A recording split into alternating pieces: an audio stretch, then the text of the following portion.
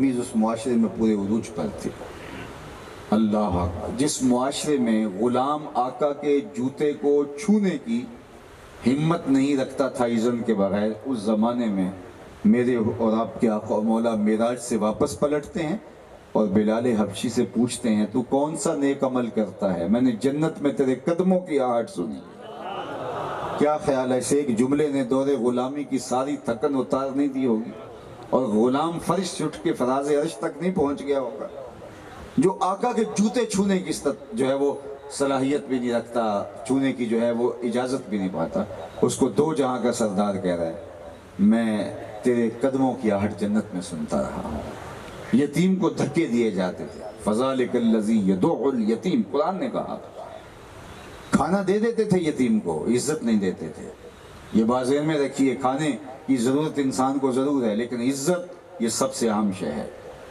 اللہ نے قرآن مجید میں سورہ الفجر کے اندر قوموں کے زوال کی جو کہانیاں بیان فرمائی ہیں، اس میں یتیم کی عزت نہ کرنا ہے۔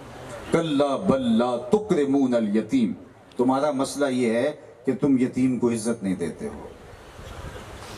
جب سارے انسانوں کو اللہ نے برابر رکھا ہے تو کس کو حق پہنچتا ہے کہ وہ دولت کی بنیاد پر، شہرت کی بنیاد پر، اقتدار کی بنیاد پر یا کسی اور کی بنیاد پر اپنے آپ کو اشرف اور افضل سمجھے؟ اللہ کے محبوب نے حجۃ الوداع کے موقع پر ان سارے تفاخرات کو پاؤں تلے رون دیا۔ ہاں، فرمایا کہ تقوی ہے معیار، ان اکرمکم عند اللہ اتقاکم، جو زیادہ متقی ہے وہ زیادہ اللہ کے ہاں معتبر ہے، اللہ کے ہاں زیادہ عزت والا وہ ہے۔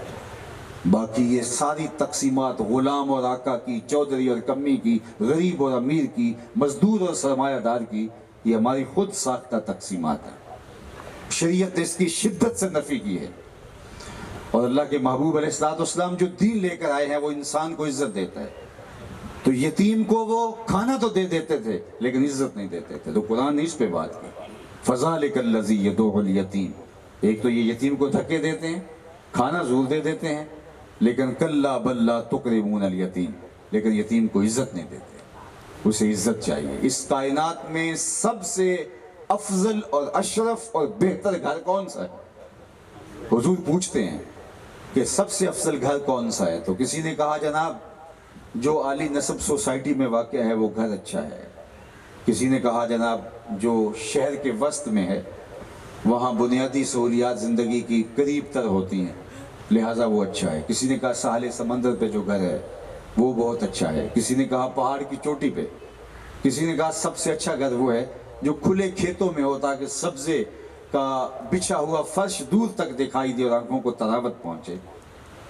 آپ کوئی نہ کوئی معیار مقرر کریں گے، یہ گھر اچھا ہے، یہ گھر اچھا، کسی نے کہا جو کشادہ ہو وہ اچھا ہے، لیکن میرے حضور فرماتے ہیں سب سے اچھا گھر وہ ہے جس میں یتیم رہتا ہو اور اس کی عزت بھی ہوتی ہے، چاہے وہ 2 مرلے کا جھونپڑا کیوں نہ ہو، وہ گھر اچھا ہے۔ فرشتے آسمان سے جھک جھک کے ایسے گھروں کی زیارت کرتے ہیں جس میں یتیم رہتا اور اس کی عزت بھی ہوتی ہے، اس کو وقار بھی دیا جاتا ہے۔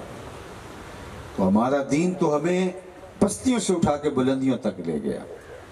ہمارے دین نے تو یہاں تک یتیم کی نزاکت قلبیہ کا لحاظ رکھتے ہوئے کہا بچے اکٹھے کھیل رہے ہوں، تمہارا بچہ بھی ان بچوں میں کھیل رہا ہو تو اپنے بچے کو بلانے جائیں آپ تو اس کا نام لے کے آواز دیں، اس کو بیٹا کہہ کے نہ پکاریں۔ جی وہ ہمارا بیٹا ہی تو ہے، اگر بیٹا کہہ کے پکار لیں گے تو حرج بھی کیا؟ کہا یہ شوق گھر پورا کر دینا، 4 دیواری کے اندر پورا کر دینا۔ جناب وہاں کیوں بیٹا نہیں پکار سکتے؟ کہا مشترک بچے کھیل رہے ہیں، ہو سکتا ہے کوئی وہاں یتیم بچہ بھی کھیل رہا ہو، اور جب تم اپنے بیٹے کو بیٹا کہہ کے پکارو گے اس کا دل دکھ جائے گا، آج میرا باپ ہوتا تو مجھے بھی بیٹا کہہ کے پکارتا۔ بیوہ کے سامنے اپنی بیوی سے اظہار ملاطفت کرنے سے، نرم گداز گفتگو کرنے سے روکا گیا تاکہ اس کو اپنا شوہر نہ یاد آ جائے۔ غریب کے سامنے اپنی دولت کی نمائش کرنے سے منع کیا گیا تاکہ اس کو اپنی غربت تکلیف نہ دینے لگ جائے۔ تو میں اور آپ دیکھیں کہ ہم کس طرح کی زندگی گزار رہے ہیں۔ حضور کا میلاد ہمیں تجدید عہد کا سبق دیتا ہے۔ یہ صرف جمع ہو جانا کافی نہیں ہے، جھنڈے لگا لینا، چراغاں کر لینا یہ کافی نہیں ہے۔ اگر آپ نہیں بھی کرتے چراغاں اور جھنڈے نہیں بھی لگاتے، جھنڈیاں نہیں بھی لگاتے، پھر بھی کوئی فرق نہیں پڑتا۔ فرق پڑتا ہے کہ ہم اپنے آقا و مولا حضور نبی رحمت صلی اللہ علیہ وآلہ وسلم کی سیرت کو اختیار نہ کریں، حضور کے لائے ہوئے نظام کو اختیار نہ کریں، حضور کی محبت کے سانچے میں ڈھل نہ جائیں۔ جب ہم دعویٰ عشق رکھتے ہیں حضور سے تو دعویٰ عشق صرف زبان پر تو نہیں ہوتا، دعویٰ تو دلیل مانگتا ہے۔ عاشق عاشق ہر کوئی آکھے پر عاشق بندا مر کے، زہر پیالہ کوئی نہیں پیندا پر عاشق پیندا پر کے۔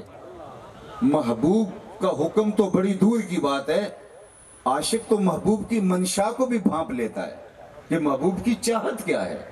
مدینہ المنورہ کی ایک گلی سے میرے حضور علیہ السلام گزر رہے تھے تو ایک ایسا مکان بن رہا تھا جو طرز تعمیر حضور کو پسند نہیں تھی، تو روک کے پوچھا یہ کس کا ہے؟ کہا فلاں انصاری صحابی کا۔ حضور علیہ السلام نے کچھ نہیں کہا، گزر گئے۔ کوئی اس انصاری صحابی کو ملا اور کہا کہ حضور گزرے تھے، تیرا مکان دیکھا تھا، چہرے پہ خوشی کے آثار نہیں دیکھے، شاید حضور کو پسند نہیں تھا۔ وہ آیا اور کدال پکڑا اور مکان زمین کے برابر کر دیا۔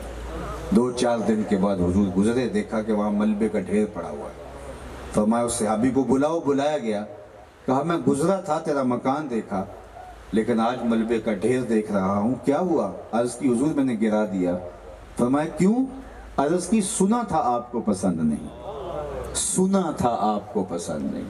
میں اور آپ سر سے لے کر پاؤں تک دیکھیں ہمارا کیا کیا حضور کو پسند نہیں، عقیقے سے لے کر ولیمے تک دیکھیں ہمارا کیا کیا حضور کو پسند نہیں، نجی زندگی سے لے کے کاروبار تک دیکھیں، ہم خاندانی زندگی سے لے کے سیاست تک دیکھیں ہمارا کیا کیا حضور کو پسند نہیں۔